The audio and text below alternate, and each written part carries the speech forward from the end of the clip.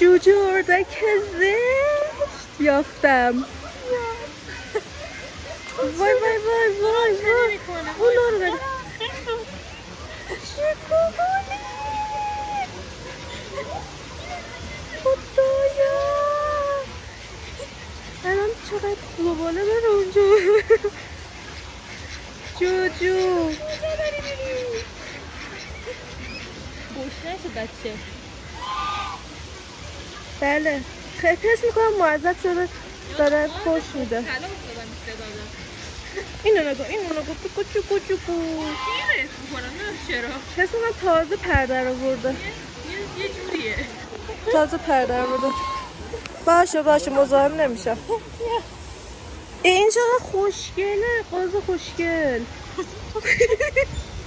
کلش کسی رو بود. کلش رو که دیگه کجا میری؟